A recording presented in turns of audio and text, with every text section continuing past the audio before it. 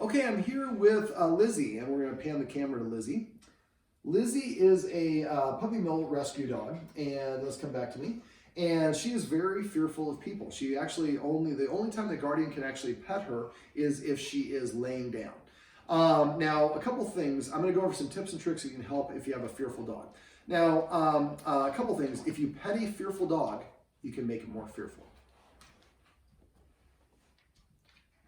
Come. It took us about 2 hours to get that. And patience is a virtue. You have to be patient with a rescue dog. So if you pet a fearful dog, you'll make it more fearful. If you pet a anxious dog, more anxious. Excited is probably the most common mistake. As the most common mistake people do is petting a dog at the wrong time, especially women, because they have maternal instincts, which makes them great mothers, but often it reinforces the behavior that we're actually trying to placate in the first place. Sit. I'm going to talk about this here in a second. Okay, so basically what we want to do is when I came in, I didn't pet her. I kind of ignored her. I tried to drop some treats. Now, we have another dog, Lincoln, who is a little bit more boisterous. And so he was coming and getting them quite a bit more. So I was sometimes having to shield him away. I'm going to use a clicker for this. And a clicker is a tool that uses operant conditioning. I'm going to do this before he comes up here. So I want to create a classically conditioned response. Now, anytime the dog gets a treat, they should hear the command word immediately after. In this case, we're going to click every time she gets a treat. So I'm going to throw a treat on the ground. Throw a couple, actually. And you can pan to her. That was a little bit loud, so I'm going to keep it a little quieter next time.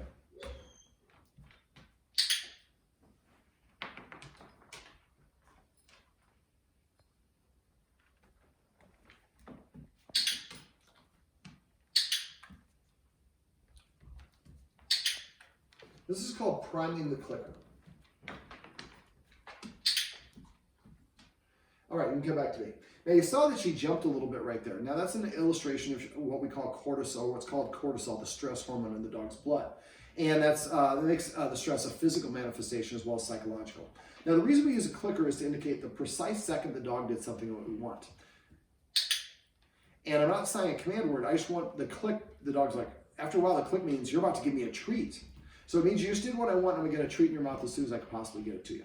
Now I do something called click for looks. Now I'm going to have the guardian kind of grab a seat right there on the mantle, and we're going to do what I call click for looks. So I'm going to have you watch her, and we prefer not to have that barks. Now what I would like her to do is look at me. So what I'm going to do when she does, and go ahead and pan towards her. Oh. Now Lincoln's not helping, that's okay. So we're watching her. When she looks at me,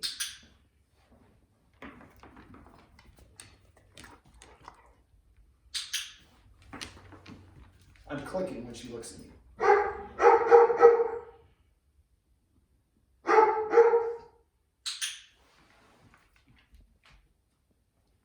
Come. Now I'm combining a couple poisons there. So let me break this down. What I want to do is know that looking at the human is a good thing. When I have a dog, as a behaviorist, if I have a dog that doesn't like doing something, what I want to do is I want to break the activity down. First of all, distill it to the easiest possible version of the activity. So we wouldn't have the dog bark. When we do this maybe with a very quiet guest who doesn't move around, and if she's more responsive to men than women, maybe we have it as a woman. So basically what we would do is you would have the clicker and you would have the treats. And every time she looks at the guest, you click and drop the treat. So now, again, what I'm doing is the easiest version. You don't have to pet the person, be next to the person. You don't have to get petted by the person. All you have to do is look at them. Looking at them represents treats fall from the sky. Now, this is called shaping. And at first, she won't know why. She'll just look around and looks at the camera, click, and then the treat falls. After a while, she'll figure this out. She starts looking at the person more and more. So now looking at the person is one sense, sight. Dogs should actually meet by smell, not by sight. Now, the guest is not going to be able to do this for a while. The guardian actually can't, it has difficulty getting her to take treats. But we'll get her there. So basically what you do, and you can do this for yourself. So you have a clicker. Every time she looks at you, click and hold out and give her a treat. And you might even say your guest's name. So now, the first stage, I get convoluted a little bit, so let me break this down in a series of steps. So I'd like you to arrange to have friends come over. The first couple of friends, we like to be very quiet quiet. You would exercise him with that doggy stairmaster I mentioned beforehand, so he's not going to give him a bully stick, so he's happy and quiet. So your guest comes over, she's not very loud, petite women are a little bit better, easier for the dogs. And basically you're just going to hang out in this room, and you're going to have a clicker, and you're going to have a bunch of treats in your hand. And as soon as she looks at your guest, you click and drop the treat on the ground. And even if the dog runs away from the guest, all the dog has to do is look at the guest. I don't care what the distance is, I just want to look. And you want to keep doing this until she's pretty much just staring at your guest. Now, that's kind of the easiest possible thing. And if she does it from 10 feet away, she's saying that's how comfortable I am, that's fine. We're going at her speed, not at our speed. Now, once you get to the point where she's looking at your guest, and a couple good indicators is she's sitting down. Let's see if we can get her to sit down.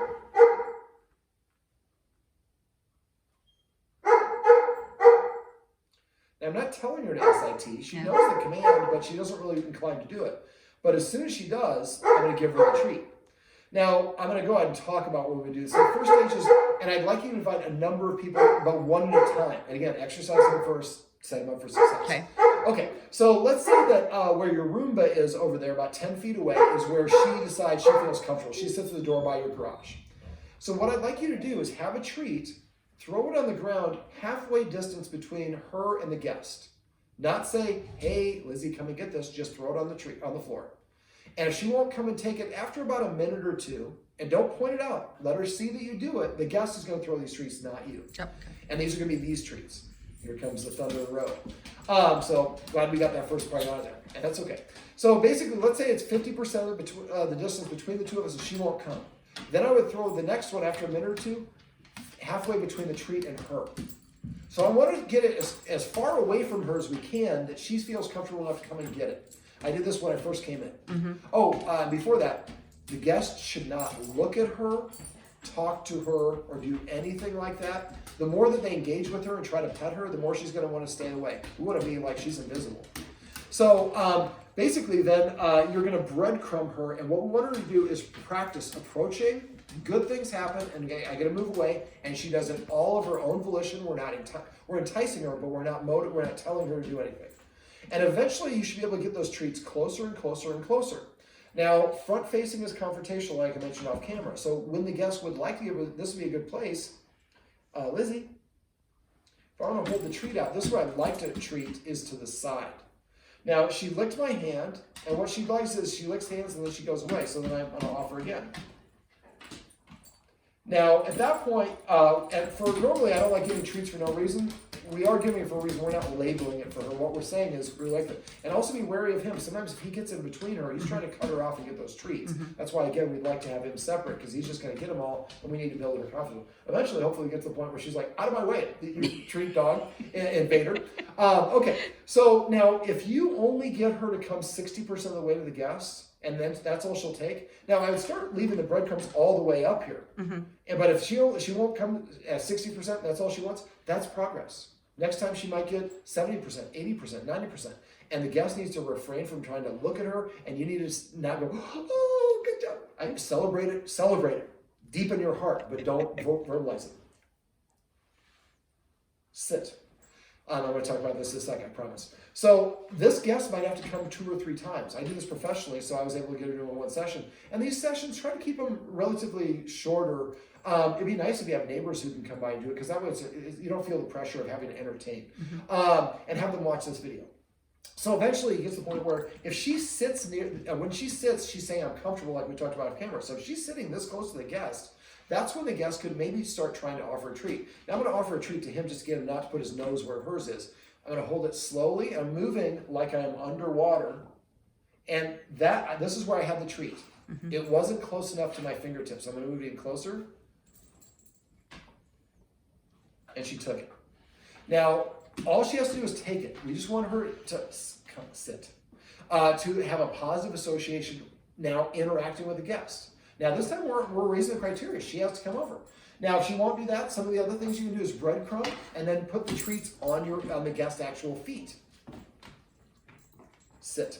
So eventually she'll get closer and closer, and she'll feel more and more comfortable. And the guest, hopefully, it might be 2 or 3 trips, can start offering this treat with a flat hand. Oops. And if you drop it, don't go for it. And the guest needs to have no sudden movements, somebody has a cold, no coughs and sneezes. That can trip her out. That's an ask. I like that. So you can call that something else. You can call that, I call that ask.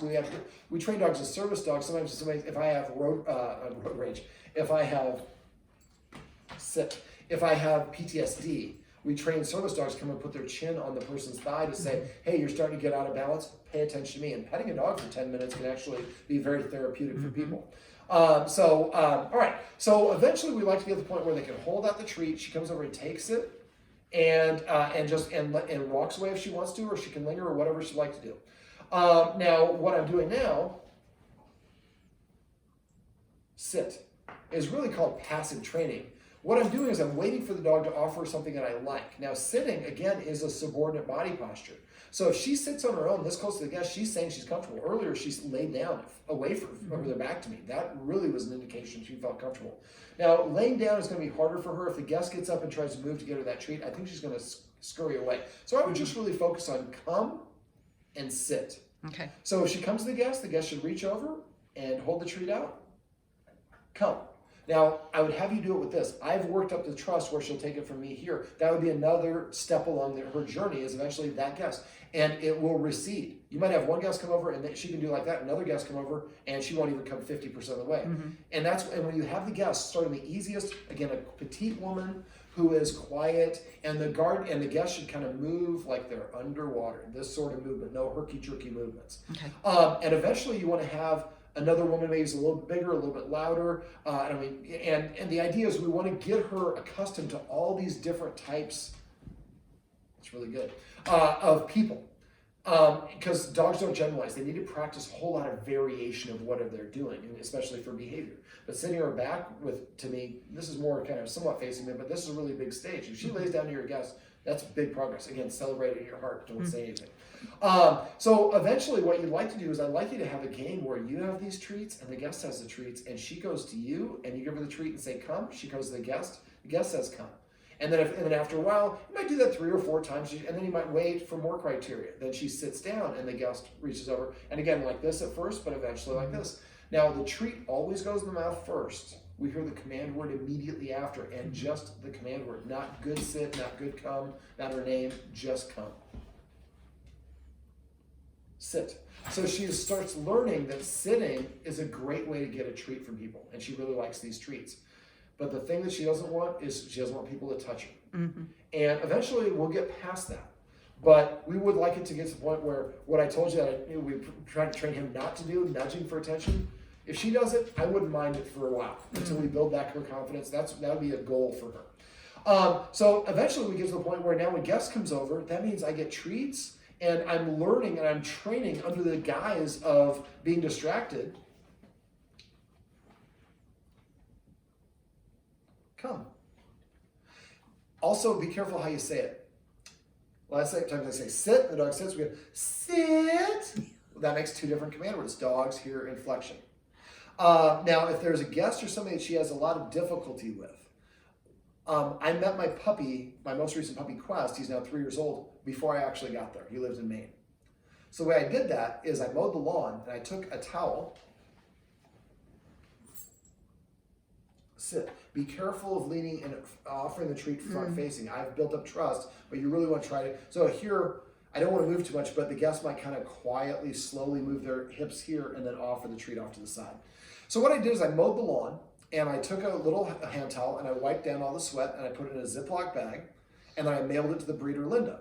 And I asked her to 3 times a day pull it out with a clean hand. So this hand has the towel. Hold it out to the dog sniffed it, pulled it away, gave it the treat, and said, David. By the time I came up to there were 10 Dalmatian puppies. All of them ran up, they all jumped up. 9 of them walked off after a second. He stayed there. He knew the smell of David is associated with these treats, a positive.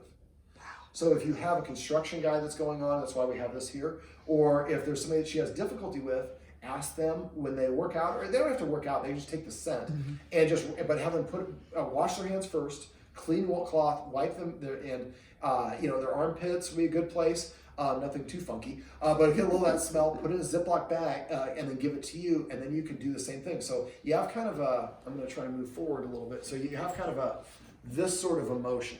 So you start off with both of them behind the back, and I'll do it here with this little treat pouch, because she'll be interested. I go like this, she sniffs, and I pull away and I drop the treat. Now eventually you can give the treat to her, but if she wants to take it from her hand, just drop it. Then we'll do it again. And this is called a conditioned emotional response. This is kind of a technique we do for a lot of things. So now see how she backed away there? Yeah. So she said she was uncomfortable. So I'm going to regress and recognize that that's her. I asked too much for her right now. But when it's you and she's comfortable and there's nobody else here, you should be able to do this pretty well. And again, so you maybe about 5 to 10 treats. So you offer the rag, pull it away behind your back, and then drop the treat or give it in her mouth. And you could say that person's name, like my breeder did. And after a while, Charlie, I'm getting a treat. So I've met Charlie by Charlie's smell. So if you notice there's a pattern, men that have beards or tall men or fat men or whatever it is, you might prep her before they even come over the first time. Do that tell thing. Okay. So now she's met them, she's comfortable. See if I can get back to a sit. Sit. And we're setting her up for success. Don't worry about petting her, especially for the guests. We want to get to the point where she's coming over and putting her chin here. That was the other thing. Once she's breadcrumbing, I started doing this and putting the treats here. Whoops. And these have a flat side, so you put it down there. And she's got to come a little bit further, a little bit further. We just want her to go a little bit further each time.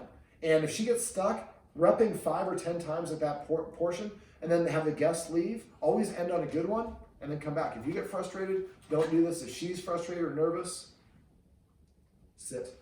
Pull the plug. And these, normally training you want to be about 90 seconds. This one you can go longer because again, we're being very passive about it. We're just rewarding her when she does the things she wants. Okay, if you want to say your name. Cookie? No. Oh, her name. Lizzie. That's Lizzie. This is Lincoln. You heard Lincoln earlier. I'm David. These are some tips you can use if you have a very fearful dog that's fearful about approaching people, to use a little positive reinforcement and patience to reward them and help them get over their fears.